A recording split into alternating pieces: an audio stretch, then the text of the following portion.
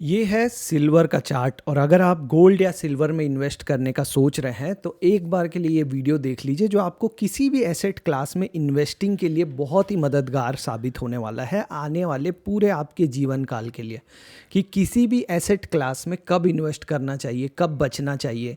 और ऐसी जो भ्रांतियाँ फैलाई जाती हैं इंस्टाग्राम, यूट्यूब या कहीं पे भी, कि कोई भी चीज़ सदैव के लिए रहने वाली है, उसको हम ब्रेक करने का कोशिश करेंगे आपके लर्निंग पर्पस के लिए। तो यहाँ पे आपको सभी को पता है, अभी तक तो इंस्टाग्राम यूट्यूब से आपने सुन ही लिया होगा कि जो सिल्वर है वो नया गोल्ड है, तो सिल्वर खरीदो, सिल्वर बहुत भागेगा या ऑलरेडी भाग ही गया है।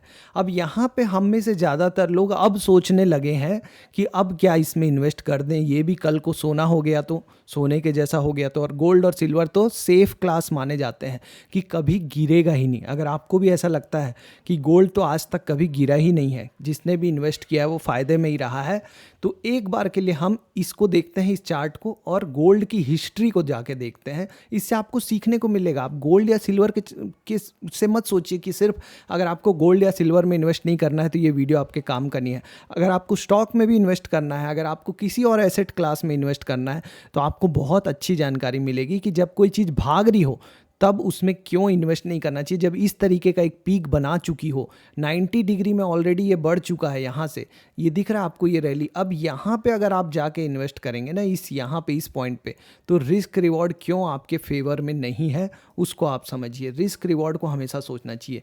ये आपका गोल्ड का चार्ट है 1970, 1970 से लेके 1979, 1970 से 1979 तक ये रैली दिख रही है आपको। ये कंसोलिडेशन, ये फेस, इसको हम यहाँ मार्क करते हैं, ये कंसोलिडेशन और उसके बाद ये रैली। अब इस कंसोलिडेशन में लेने लायक होता है कोई भी चीज़, क्योंकि यहाँ पे आपको एक छोटा स्टॉप लॉस मिलता है नीचे के साइड, और आपको पता है कि यहाँ से एक ब्रेकआउट हो सकता है। सिमिलरली सिल्वर के चार्ट में देखिए आप, नीचे के लेवल पे भी ये कंसोलिडेशन था।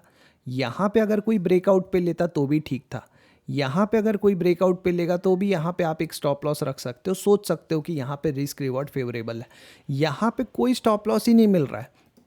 अब ये जो रैली आई 1970 से 1989, उसके बाद क्या हुआ, ये 9 साल के बाद किसी ने यहाँ एंट्री कर ली हो, मान लो $524 में, $524 1979 में।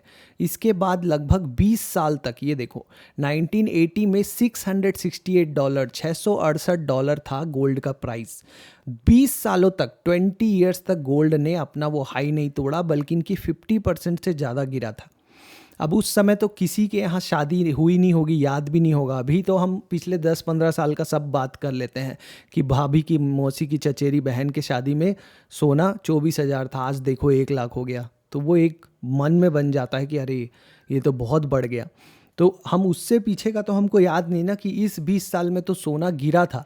तो जिसने यहाँ पे लिया होगा इस रैली में, ये जो रैली जो अभी आपको मैंने दिखाई 1970, यहाँ पे ले लिया होगा किसी ने ये सोच के कि ये भाग रहा है, 20 साल तक अगले को कोई रिटर्न नहीं मिला। उससे अच्छा तो फिक्स डिपॉजिट में भी रख देता तो उससे बेटर रिटर्न मिलता। 20 साल रख सकते हो आप, 20 साल, उसके अगले 9 साल में फिर से ये भागा। लेकिन ये जो 20 साल थे ये वापस आएंगे क्या?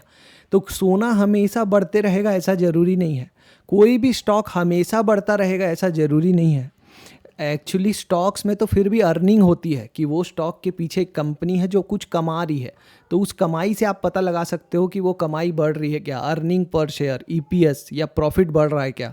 अगर वो बढ़ते जा रहा है तो फिर भी कंपनी बढ़ती जाएगी, कुछ डिविडेंड भी देती रहेगी। सोना में तो कुछ भी नहीं है। सोना और चांदी, गोल्ड और सिल्वर तो बस सप्लाई डिमांड का खेल है। अभी इस पूरे 20 साल में कौन, किसको पता था कि ये बढ़ेगा कि नहीं बढ़ेगा? हर बार जब ये यहाँ से रैली देना चालू करता होगा, रिटेल पब्लिक यहाँ पे फंसी होगी। अब उस जमाने का कोई आदमी अगर ये वीडियो देख तो नहीं रहा होगा, वो देख रहा होगा तो बताएगा कि ये 20 साल में सोना क्यों नहीं बढ़ा भाई।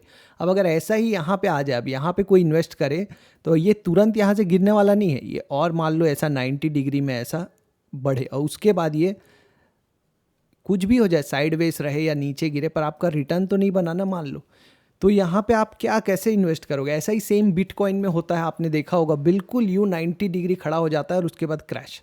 तो जब भी कोई चीज़, एंगल एक होता है चार्टिंग में, एक चीज़ होती है एंगल। ये एंगल आपको कितना है, अगर आपने गणित की कक्षा में पढ़ा होगा, ये एंगल लगभग आपका 30 डिग्री है। ये एंगल आपका फिर 45 होता है, फिर आपका ये 60 डिग्री होता है और फिर 90 डिग्री होता है।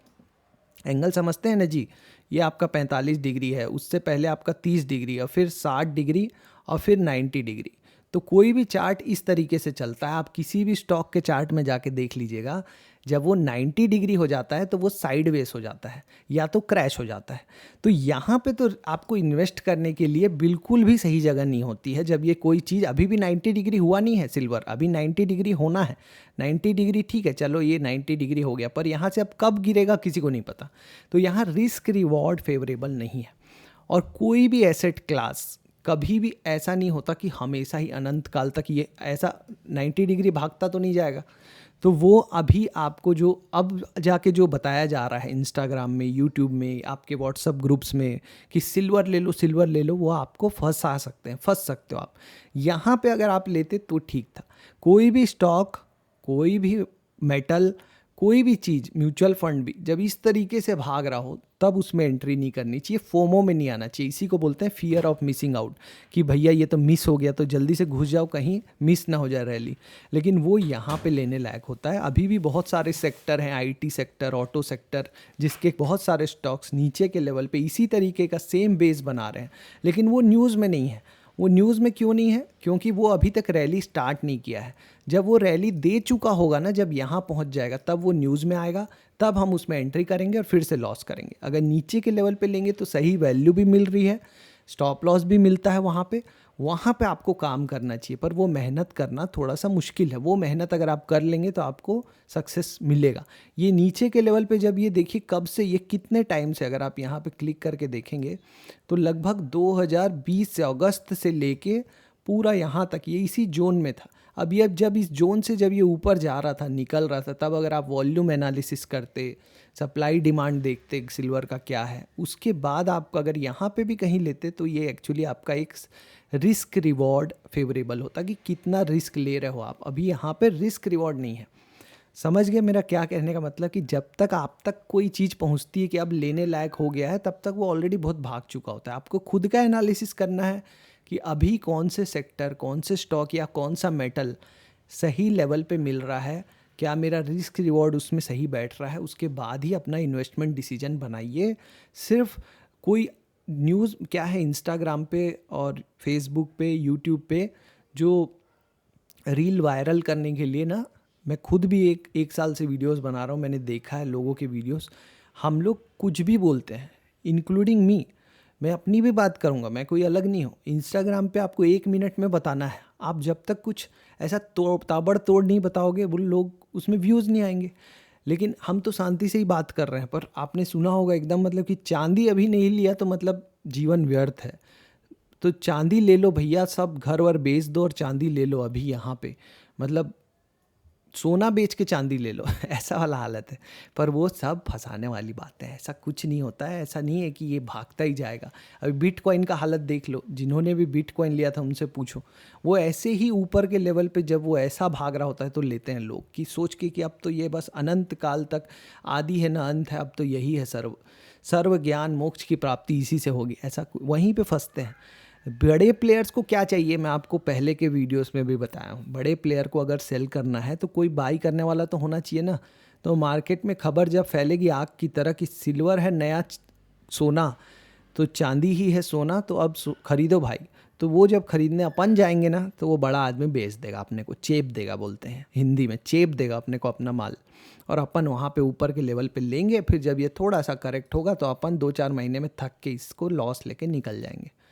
ठीक है, तो ये काम नहीं करना है आपको। अब समझदार इन्वेस्टर बनो, आप एक इन्फॉर्म्ड डिसीजन लो। इंग्लिश में एक बहुत बढ़िया वर्ड होता है इन्फॉर्म्ड डिसीजन, मतलब सोच समझ के डिसीजन लेना है।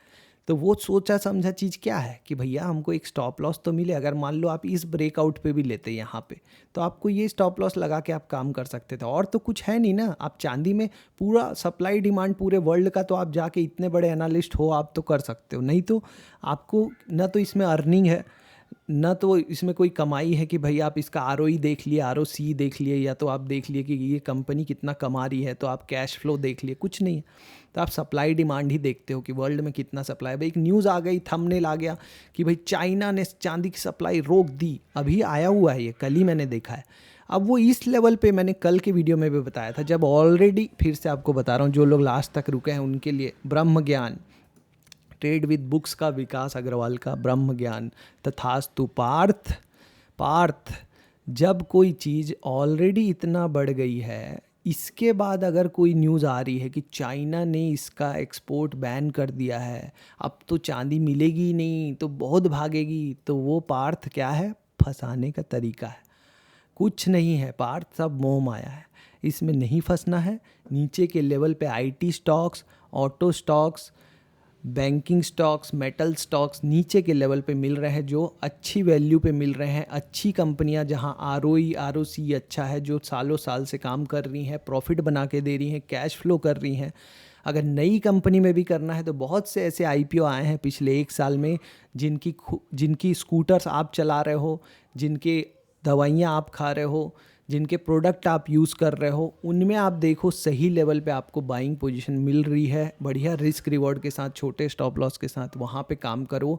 छोटा माइंडसेट मत रखो, 1-2 महीने का, 1-2 दिन का, 1-2 घंटे का, 1-2 साल, 2-3 साल, 5 साल, 10 साल का व्यू रखो कि यहाँ से ये कंपनी मैं खरीद के बैठूंगा, बाहर से अपना पैसा सेव कर करके रिस्क जिसमें कम हो वहाँ पे डालूंगा, ताकि वो मेरा वेल्थ क्रिएट करे, दौलत बना के दे। सिर्फ छोटी मोटी 2-4 हज़ार की सैलरी नहीं चाहिए मुझे स्टॉक मार्केट से, वो तो मैं बाहर से कमा लूँगा। बाहर से मैं अगर पैसे सेव करके लाने लायक अगर मेरे में कॉन्फिडेंस तभी आएगा जब मैं स्टॉक मार्केट में कुछ ऐसा काम कर रहा हूँगा जिसमें मुझे पता है कि मेरा रिस्क कितना है। अगर मुझे खुद को ही, अभी 2026 आने वाला है, आखिरी के 10 दिन बचे हैं, अपने आप से बैठ के बात कीजिए अपने सोफे पे, अपने गद्दे पे, कि अगले साल से स्टॉक मार्केट में मैं ऐसा कोई काम नहीं करूंगा जिसमें अनलिमिटेड रिस्क हो, जिसका रिस्क मुझे पता ना हो, ताकि मेरे आने वाली 7 पुश्तें, सातों जनरेशन स्टॉक मार्केट में काम करने के लिए कभी डरे मत। क्यों?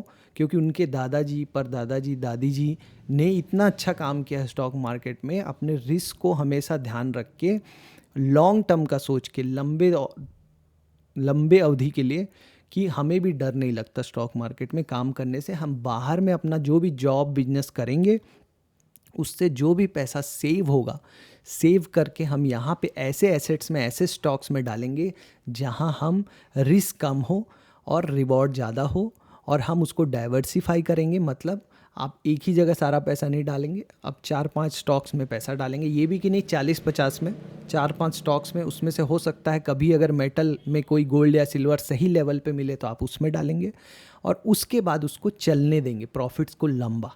ये नहीं कि 5-10% प्रॉफिट लेके निकल गए, तो आपका स्टॉक मार्केट सच में आपको रिवॉर्ड करेगा। अगले साल के लिए प्रण कीजिए कि 2026 से मैं ऐसा जर्नी स्टार्ट करने वाला हूँ स्टॉक मार्केट में, बाकी सब मोह माया है। All the best.